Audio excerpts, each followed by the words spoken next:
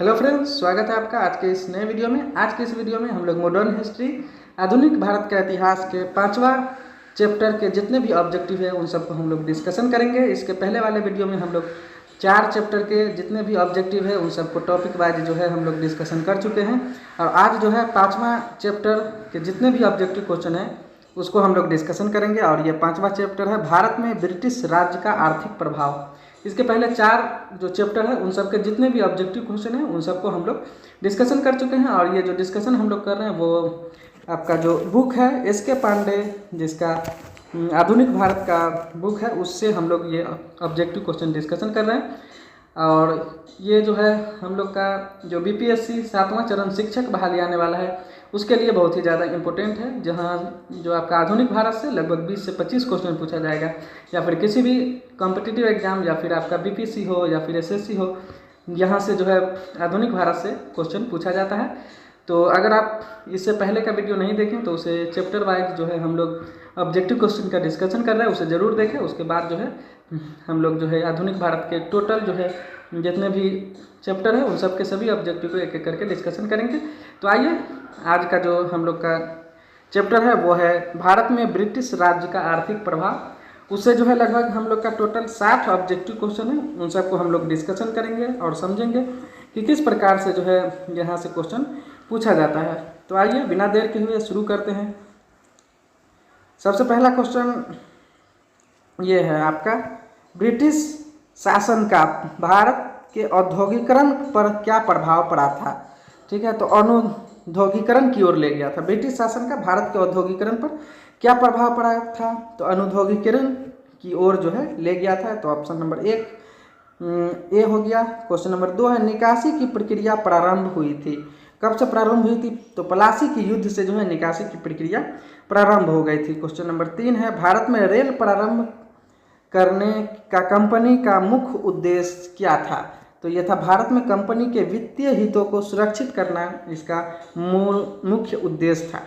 Question number 4 है, भारत में आधुनिक उद्योगों के तिथि क्रम में सर्वप्रथम कौन सा उद्योग आता है। तो ये आपका सी आ गया, जूट जो है सबसे पहले आया था भारत में उद्योग के क्रम में। क्वेश्चन नंबर 5 है, किन दो स्थानों के बीच सर्वप्रथम रेलवे मार्ग का निर्माण हुआ था। तो ये कलकत्ता से रानीगंज के बीच जो है रेलवे मार्ग का निर्माण हुआ था। क्वेश्चन नंबर 6 है, आर्थिक निष्कासन के सिद्धांत का प्रतिपादन किसके द्वारा किया गया था। तो दादा भाई नौरोजी के द्वारा जो है आर्थिक निष्कासन के सिद्धांत का प्रतिपादन किया गया था। क्वेश्चन नंबर 7 है, भारत के धन ब्रिटिश शासन के अंतर्गत निर्ममतापूर्वक निष्कासन हो रहा है, इस तथ्य को सबसे अधिक अभिव्यंजक शब्दों में कहने वाले कौन थे। तो ये दादा भाई नौरोजी थे। क्वेश्चन नंबर 8 है, दादा भाई नौरोजी और आर.सी. दत्त दोनों ही जो है आपके भारत में अंग्रेजी नीति के आलोचक थे। ठीक है, दादा भाई नौरोजी और आर.सी. दत्त जो है दोनों भारत में अंग्रेजी नीति के आलोचक थे। क्वेश्चन नंबर 9 है, मद्रास के रैयतवाड़ी बंदोबस्त के साथ कौन जुड़ा हुआ था। तो ये मुनरो। ठीक है, मुनरो जो है रैयतवाड़ी बंदोबस्त के साथ जुड़ा हुआ था। क्वेश्चन नंबर 10 है, अंग्रेजों की आर्थिक नीति का क्या परिणाम हुआ था। तो ये आपका ये सभी कथन सही है, यानी कि विदेशी आर्थिक शक्तियों ने भारतीय कृषि पर प्रभाव डाला, भारतीय कुटीर उद्योग की हानि हो गई थी, भारतीय व्यापार के स्वरूप में बदलाव आया था। क्वेश्चन नंबर 11 है, भारत में हस्तशिल्प से संबंधित नहीं है कौन सा। तो ये आपका भारत में रजवाड़ों की संपत्ति जो है हस्तशिल्प से संबंधित नहीं है। इंग्लैंड में औद्योगिक क्रांति, मुक्त व्यापार, भारतीय कारीगरों का लुप्त होना, ये सब हस्तशिल्प से संबंधित है। तो इसका 11 का सी ऑप्शन हुआ। 1925 ईस्वी में भारतीय रेल बजट को सामान्य बजट से पृथक करने की सिफारिश किसके द्वारा की गई थी। तो ये एक बर्थ समिति। ठीक है, एक बर्थ समिति के द्वारा जो है 1925 ईस्वी में भारतीय रेल बजट को सामान्य बजट से अलग करने की सिफारिश की गई थी। क्वेश्चन नंबर 13 है, भारत में सर्वप्रथम रेलगाड़ी जो है चली थी, किसके समय में चली थी। तो ये आपका हो जाएगा डलहौजी के समय शासनकाल में जो है भारत में रेलगाड़ी सर्वप्रथम चली थी। क्वेश्चन नंबर 14 है, रेल सेवा का उद्देश्य था जिसे अंग्रेजों ने स्थापित किया। तो क्या उद्देश्य था, तो ये सेना तथा व्यापार के लिए जो है रेल सेवा का शुरुआत किया गया था। क्वेश्चन नंबर 15 है, ब्रिटिश काल में कृषि का स्वामित्व किसे कहा जाता था। ठीक है, तो ये आपका होगा उक्त में से सभी को जो है जमींदार को, व्यक्तिगत कृषक को या ग्राम समुदाय को, ये सब को जो है कृषि का स्वामित्व कहा जाता था। क्वेश्चन नंबर 16 है, बंगाल में अस्थायी बंदोबस्त का विचार सर्वप्रथम किसने प्रस्तुत किया था? तो ये आपका फिलिप फ्रांसिस, ठीक है, जो बंगाल में अस्थायी बंदोबस्त का विचार प्रस्तुत किया था, फिलिप फ्रांसिस। तो 16 का सी आंसर हो गया। क्वेश्चन नंबर 17 है, निम्नलिखित में से किस ब्रिटिश अफसर ने बंगाल में जमींदारों के स्वामित्व संबंधी अधिकारों का विरोध किया था? तो ये जेम्स ग्रांट के द्वारा जो है ब्रिटिश अफसर बंगाल में जो है जमींदारों के स्वामित्व संबंधी अधिकारों का विरोध किया था।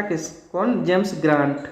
क्वेश्चन नंबर 18 है, वारेन हेस्टिंग्स द्वारा भूमि की पंचवर्षीय कृषि व्यवस्था प्रवर्तित करने का मुख्य कारण क्या था? तो ये आपका कंपनी के कर्मचारियों द्वारा भू राजस्व की व्यवस्था करने में हेस्टिंग्स की अक्षमता था, इसीलिए जो है आपका वारेन हेस्टिंग्स द्वारा भूमि की पंचवर्षीय कृषि व्यवस्था परिवर्तित करने का मुख्य कारण था। क्वेश्चन नंबर 19 है, 19वीं सदी में अंग्रेज भारत से ब्रिटेन निम्नलिखित में से किस वस्तु का निर्यात करते थे? तो ये आपका होगा कपास का, ठीक है। 19वीं सदी में अंग्रेज भारत से ब्रिटेन जो है कौन से वस्तु का निर्यात करते थे? तो कपास का। क्वेश्चन नंबर 20 है, 19वीं सदी के अंत में कौन सा प्रमुख उद्योग भारतीय पूंजीपतियों के हाथ में था? तो यह सूती वस्त्र था, जो 19वीं सदी के अंत में प्रमुख उद्योग जो है भारतीय पूंजीपतियों के हाथ में था, सूती वस्त्र। क्वेश्चन नंबर 21, अस्थायी भूमि, ठीक है, अस्थायी भूमि व्यवस्था किन क्षेत्रों में लागू की गई थी? तो बंगाल सूबा और बनारस जमींदारी में जो है अस्थायी भूमि व्यवस्था लागू की गई थी। क्वेश्चन नंबर 22 है, भारत में विदेशी पूंजी निवेश का प्रारंभ निम्नलिखित में से किस उद्योग से हुआ था? तो ये रेलवे के उद्योग से जो है भारत में विदेशी पूंजी निवेश का प्रारंभ सबसे पहली बार किया गया था। क्वेश्चन नंबर 23 है, किस क्षेत्र में महलवाड़ी प्रथा लागू थी? ठीक है, किस क्षेत्र में महलवाड़ी प्रथा लागू थी? तो ये आपका पंजाब के क्षेत्र में महलवाड़ी प्रथा लागू थी। रैयतवाड़ी प्रथा लागू थी कौन से प्रांत में? तो रैयतवाड़ी प्रथा जो है बम्बई एवं मद्रास में जो है रैयतवाड़ी प्रथा लागू की गई थी। क्वेश्चन नंबर 25 है, भारत में चाय के उत्पादन के बारे में निम्नलिखित में से कौन सा कथन सत्य है? ठीक है, तो इसे अंग्रेजों ने 19वीं सदी के प्रारंभिक दशक में शुरू किया था। तो ये 25 का ए जो है आपका सही आंसर है। इसे अंग्रेजों ने 19वीं सदी के प्रारंभिक दशक में शुरू किया था। क्वेश्चन नंबर 26 है, रेलवे व्यवस्था इस प्रकार भारत में आधुनिक उद्योग की सही रूप से पूर्वगामी होगी, यह व्यक्त जो है किसके द्वारा दिया गया था? तो कार्ल मार्क्स के द्वारा दिया गया था। क्वेश्चन नंबर 27 है, बंगाल के दोहरे शासन का अंत जो है किसके द्वारा किया गया था? तो ये आपका वारेन हेस्टिंग्स के द्वारा जो है बंगाल के दोहरे शासन का अंत किया गया था। क्वेश्चन नंबर 28 है, 1793 ईस्वी में जमा को अस्थायी रूप से निर्धारित करके कार्नवालिस चाहता था। क्या चाहता था? तो ये 28 का सी हो गया है, एक ऐसे वर्ग के अस्तित्व को बनाए रखना जो तथाकथित ऐतिहासिक अधिकार पर आधारित था। क्वेश्चन नंबर 29 देखते हैं। क्वेश्चन नंबर 29 है कि व्यक्तों पर विचार कीजिए। तो कथन है, अंग्रेजों ने भारत में 1916 में औद्योगिक आयोग का गठन किया था। ठीक है, तो ये जो है सही है, अंग्रेजों ने भारत में 1916 में औद्योगिक आयोग का गठन किया था। वे भारत के उद्योगों को विकसित देखना चाहते हैं, तो गलत है, ये विकसित नहीं देखना चाहते थे। तो 29 का आंसर हो गया सी नंबर ए सही है, किंतु आर गलत है। क्वेश्चन नंबर 30 है, भारत में उद्योग प्रारंभ होते ही विदेश पूंजी का भरमार हो गया, निम्नलिखित में से किस उद्योग में सर्वाधिक भारतीय पूंजी रही? तो ये आपका सूती कपड़ा पर जो है भारतीय पूंजी सर्वाधिक था। क्वेश्चन नंबर 31 है, वह प्रथम भारतीय कौन था जिसने आर्थिक निकासी के सिद्धांत की ब्रिटिश पार्लियामेंट के हाउस ऑफ कॉमन्स में भर्त्सना की थी? तो 31 का हो जाएगा ये दादा भाई नौरोजी के द्वारा जो है आर्थिक निकासी का सिद्धांत के लिए ब्रिटिश पार्लियामेंट में भर्त्सना की गई थी। क्वेश्चन नंबर 32 है, निम्नलिखित में से ब्रिटिश सरकार की नीतियों के फलस्वरूप भारतीय कृषक वर्ग की निर्धनता का कौन सा प्रमुख कारण था? ठीक है, तो ये डी था, भारत ब्रिटिश शासन के अधिकतम काल में कृषक वर्ग पर अधिक भूमि कर लगाना। क्वेश्चन नंबर 33 है, निम्नलिखित में से किसने भारतीय कपड़ों के आयात पर भारी चुंगी लगाया अथवा रोक नहीं लगाया था? तो ये आपका हॉलैंड के द्वारा जो है सबसे ज़्यादा जो है कर लगाया गया था, लेकिन रोका नहीं गया था। क्वेश्चन नंबर 34 है, सूती कपड़ों, ठीक है, सूती कपड़ों के उत्पादन पर से आयात कर घटाने के लिए लॉर्ड लिटन के निर्णय से निम्नलिखित में से किसे लाभ मिला था घटाने के कारण? तो ये आपका ब्रिटिश उद्योग को लाभ मिला था। क्वेश्चन नंबर 35 है, दादा भाई नौरोजी ने प्रथम बार भारतीय धन के इंग्लैंड को निकासी को अपने किस लेख में स्पष्ट किया है? तो इंग्लैंड डेट टू इंडिया, ठीक है, जो दादा भाई नौरोजी के द्वारा लिखा गया था। क्वेश्चन नंबर 36 है, निम्नलिखित में से किस उद्योग में विदेशी पूंजी नहीं लगाई गई थी? ठीक है, तो कपास में जो है विदेशी पूंजी नहीं लगाई गई थी। और सबसे पहले जो है विदेशी पूंजी किस में लगाया गया था भारत में? तो रेलवे में, हम लोग पिछले क्वेश्चन में पढ़े हैं। और कपास में जो है नहीं लगाया गया था। क्वेश्चन नंबर 37 है, ईस्ट इंडिया कंपनी भारत में रकम भेजने की समस्या प्रारंभ में कैसे सुलझाई थी? तो ये आपका नील के विकास एवं चीन को अफीम के निर्यात द्वारा, ठीक है, नील के विकास एवं चीन को अफीम के निर्यात द्वारा। क्वेश्चन नंबर 38 है, कंपनी ने किस हेतु भारत में निवेश शब्द का प्रयोग प्रारंभ किया था, ठीक है, तो ये 38 का हो जाएगा। ए नंबर, भारतीय वस्तु को खरीदने के लिए उनके बुलियन आयात पर जो है भारत में निवेश प्रारंभ किया था। क्वेश्चन नंबर 39 है, हिटले कमीशन, हिटले कमीशन का संबंध था किससे था, तो ये आपका श्रम से था, ठीक है, हिटले कमीशन का संबंध श्रम से था। क्वेश्चन नंबर 40 है, 18वीं शताब्दी में बंगाल में वस्त्र उद्योग के अवसान का निम्नलिखित में से कौन सा कारण था, तो ये आपका सी हो जाएगा, ब्रिटेन को होने वाले निर्यात की प्रशुल्क दर का ऊंचा होना, ठीक है। क्वेश्चन नंबर 41 है, नीचे 4 उद्योग दिए गए हैं जो भारत में अंग्रेजी शासन की अवधि में विकसित हुए हैं, ठीक है, तो उसके क्रम काल के अनुसार जो है कालक्रम को प्रकट करता है, तो क्रम के अनुसार आपको सजाना है, तो 31 का बी हो जाएगा, यानी कि सबसे पहले वस्त्र उद्योग हुआ, उसके बाद जूट उद्योग हुआ, उसके बाद लौह एवं इस्पात उद्योग और सबसे लास्ट में चीनी उद्योग हुआ। क्वेश्चन नंबर 42 है, ब्रिटिश राज्यकाल में महाजनी वर्ग के विकास का प्रमुख कारण क्या था, तो 42 का सी हो जाएगा, किसानों से अधिक भू राजस्व की मांग की गई थी। क्वेश्चन नंबर 43 को देखते हैं, निम्नलिखित में से कौन से भारत में कंपनी सरकार के राजस्व के प्रमुख स्रोत थे, तो ये आपका नमक और अफीम के व्यापार का जो एकाधिकार था वो भारत सरकार से जो है राजस्व भारत में कंपनी सरकार के राजस्व का प्रमुख स्रोत था। क्वेश्चन नंबर इसका जो है 43 का आपका आंसर हो जाएगा बी नंबर, यानी 1, 2 और 5 तीनों है, तो 1 भी है भू राजस्व, ठीक है, उसके बाद 2 भी है नमक और अफीम के व्यापार का अधिकार, और 5 है साइयर अर्थात सीमा शुल्क, पथ कर, उत्पादन कर वगैरह जो है ये सब था इसमें। तो 43 का ऑप्शन नंबर बी हुआ, यानी कि 1, 2 और 5, ठीक है, 3, 4 को छोड़कर। क्वेश्चन नंबर हो गया 44, बंगाल में 1757 से 1780 ईस्वी के बीच अंग्रेजों द्वारा किया गया संपत्ति का पलायन था, ठीक है, कितना मिलियन जो था, तो आपका 80 मिलियन पाउंड जो है पलायन किया गया था।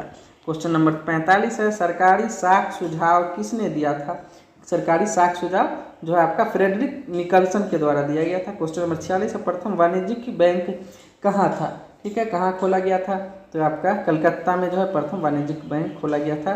क्वेश्चन नंबर 47 है, तो क्वेश्चन नंबर 47 देखते हैं। क्वेश्चन नंबर 47 में है, बंगाल में अकाल का कारण क्या था, तो क्वेश्चन नंबर 47 का आंसर सी, सरकार द्वारा वस्तुओं को न भेजना जो है बंगाल में अकाल का कारण था। क्वेश्चन नंबर 48 है, भारत में ब्रिटिश आर्थिक नीति बनाई गई थी, ठीक है, जो आपका भारत को महानगरीय पूंजीवाद के कृषि उपाश्रित के रूप में परिवर्तित करने के लिए जो है ब्रिटिश आर्थिक नीति बनाई गई थी। क्वेश्चन नंबर 49, क्वेश्चन नंबर 49 है, एक सूची को दूसरे सूची से मिलान करना है, ठीक है, तो इसका आंसर सी है, यानी ए का 2, Tata iron and Steel company जो है 1907 में बनाया गया था। बी का 3 है, यानी कि Bengal Iron and Steel Company 1889 में बनाया गया था। सी का 1, यानी कि Tata hydro electric power supply जो है 1915 में बनाया गया था। और कटनी सीमेंट कंपनी जो आपका 1910 में बनाया गया था, तो ये आपको याद रखना है। क्वेश्चन नंबर 50 हम लोग देखते हैं, निम्नलिखित युग्मों में से कौन सा जो है सही सुमेलित नहीं है, ठीक है, तो ये डी जो है आपका सही सुमेलित नहीं है। ताल्लुकदारी बंदोबस्त जो है मुंबई में नहीं था, तो रैयतवारी बंदोबस्त कहाँ था, मद्रास में। अस्थाई बंदोबस्त बंगाल में। महलवारी बंदोबस्त उत्तर पश्चिमी प्रांत में था। क्वेश्चन नंबर 51 हम लोग देखते हैं। क्वेश्चन नंबर 51 है, निम्नलिखित कथन पर विचार कीजिए। तो पहला है, भारत में इंग्लैंड को गृह प्रभार के अंतर्गत 1858 ईस्वी तक होने वाले धन के अपवाह में शामिल था, ठीक है, तो कौन कौन शामिल था, तो इसका आंसर हो जाएगा 1 नंबर 1, 2, 3, यानी कि ईस्ट इंडिया कंपनी के मालिक को लाभांश का भुगतान उसके शेयर धारकों के भुगतान के लिए, सार्वजनिक ऋण पर ब्याज, और रेलवे और सिंचाई संबंधी निर्माण कार्यों के लिए उधार ली गई पूंजी पर प्रत्याभूत ब्याज। इंडिया ऑफिस के व्यय ये नहीं था, तो ऑप्शन नंबर 1 हुआ।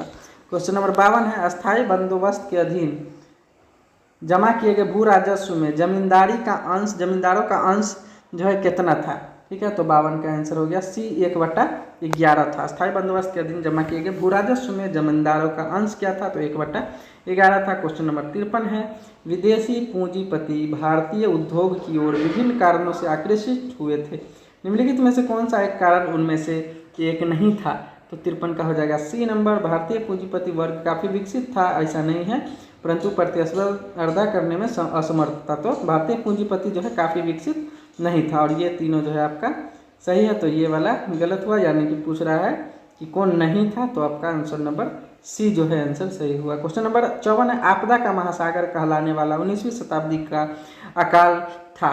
ठीक है, कौन सा अकाल था, तो 54 का एक है 1866-67 में उड़ीसा में जो अकाल था वही आपदा का महासागर कहलाता था। क्वेश्चन नंबर 55 है, 1834 ईस्वी में किसने कहा था कि सूती वस्त्र बुनकरों के कंकाल भारत के मैदानों के बदरंग कर रहे हैं। ठीक है, तो 55 का हो गया बी, विलियम बेंटिक के द्वारा कहा गया था कि सूती वस्त्र बुनकरों के कंकाल भारत के मैदानों को बदरंग कर रहे हैं। क्वेश्चन नंबर 56 है, ब्रिटिश शासन भारत से निकलने वाला खून का एक दरिया है, किसने कहा था? ब्रिटिश शासन भारत से निकलने वाला खून का एक दरिया है, किसके द्वारा कहा गया था? तो 56 का हो जाएगा सी, दादा भाई नौरोजी के द्वारा। ठीक है, दादा भाई नौरोजी के द्वारा कहा गया था। क्वेश्चन नंबर 57 है, लंकाशायर के सूती वस्त्रों का भारत में पहली बार प्रचलन जो है कब हुआ था? तो 57 का सी, 1815 ईस्वी में जो है प्रचलन हुआ था। क्वेश्चन नंबर 58 देखते हैं। क्वेश्चन नंबर 58 है, भारत में ब्रिटिश उपनिवेशवाद के क्रमिक चरणों को सर्वप्रथम किसने निरूपित किया था? तो ये कार्ल मार्क्स के द्वारा। बंगाल के अस्थायी बंदोबस्त से 2 वर्ग बने थे, जो कौन कौन थे? तो 59 का हो जाएगा बी नंबर, शोषक और शोषित वर्ग थे। क्वेश्चन नंबर 59 है, और आज की वीडियो के लास्ट क्वेश्चन है, 19वीं शताब्दी में यूरोपीय स्वामित्व वाले महत्वपूर्ण बागान उद्योग में शामिल नहीं था। ठीक है, तो रबर जो है नहीं था, इसमें नील था, कॉफ़ी था और चाय था, ये रबर जो है नहीं था, तो ऑप्शन नंबर ए जो है आपका सही हो गया। तो वीडियो कैसा लगा ज़रूर कमेंट करके बताइएगा, जिससे जो है आगे हम लोग टॉपिक वाइज ऑब्जेक्टिव को अच्छे से डिस्कशन कर सकें। तो अगर आप किसी भी टीचिंग एग्जाम को तैयारी कर रहे हैं, या फिर आप कोई भी बीपीएससी वगैरह या किसी भी कॉम्पिटिटिव एग्जाम की तैयारी कर रहे हैं, तो ये टॉपिक वाइज ऑब्जेक्टिव जो है आपके लिए बहुत ही महत्वपूर्ण होगा। तो वीडियो कैसा लगा ज़रूर बताइएगा। मिलते हैं नेक्स्ट वीडियो में, धन्यवाद।